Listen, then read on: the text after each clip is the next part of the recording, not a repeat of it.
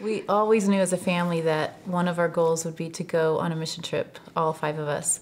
But we knew financially that that wasn't going to happen. Hi, we're the Chacon Family. I've been at Whittier Area for like 24 years. And we met at Whittier Area some time ago. So I left my old Spanish-speaking church and came to Whittier Area Community. So for the last 10 years, I've been the co-chair of the building team here at WAC. When his project was wrapping up and the construction was coming to an end, we were blown away when the church gave us a gift, basically to thank Dave for working for free for 10 years. And the minute they handed us this check, we sobbed. We knew right away we wanted to go to Estonia, and that was going to help pay for it.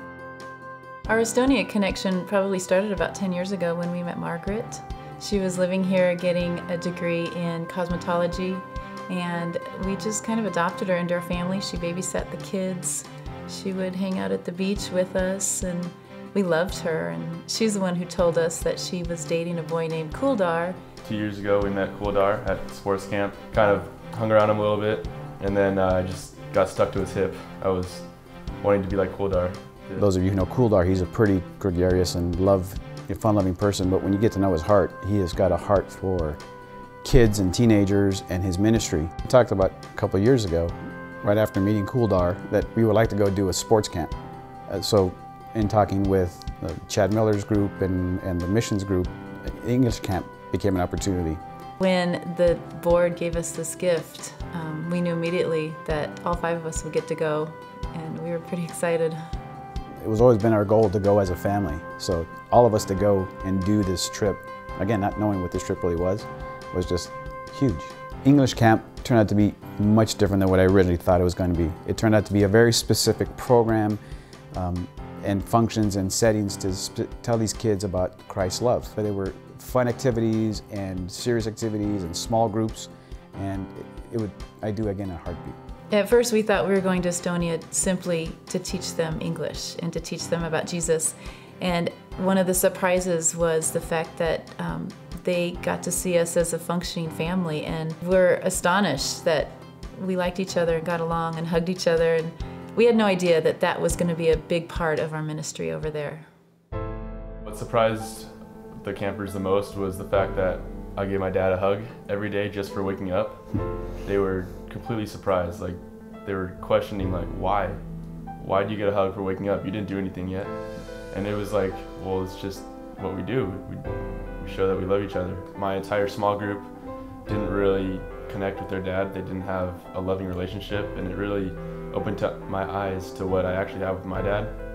We stayed with a family where the daughter hates her dad, and she was embarrassed that we would even have to meet him. And I think the culture right now is in such a state that they're looking for something. And when you're looking for something, you're going to try anything, right? So they've tried getting the booze, and there's some other kids that have tried other things, but these kids were ripe for just listening and asking the questions. You could tell the kids, they want to see what a good marriage looks like, and they want to see what a healthy family unit looks like. And it was so fun to have them observe us. So out of 27 campers, kids, 7 accepted Christ either for the first time or a couple of rededications. And it wasn't an easy decision for some of these kids. There were tears shed because they know they have to go back to a family situation that is not going to be supportive of a God that loves them. Many of these families are atheists. So. Chad Miller told us before we left that, with so few Christians in the country, I think it's fewer than 2%, when you change the lives of 1 or 2 people, you've radically changed the percentage of Christians in the country. And we felt that. So anybody who goes over to Estonia and just changes the life of 1 or 2 persons, it does radically change, because then they go on and marry, and then they teach their children about Jesus. And I know that our church has been involved with Estonia for years, and I knew it was for good reasons, because otherwise we wouldn't do it. But I always thought, what is it we have in Whittier that we can offer these people in Estonia? And I realized it's not just about what we can offer them, It's about what they offered us. The people over there are incredible. And they changed us forever. They brought a huge change to us.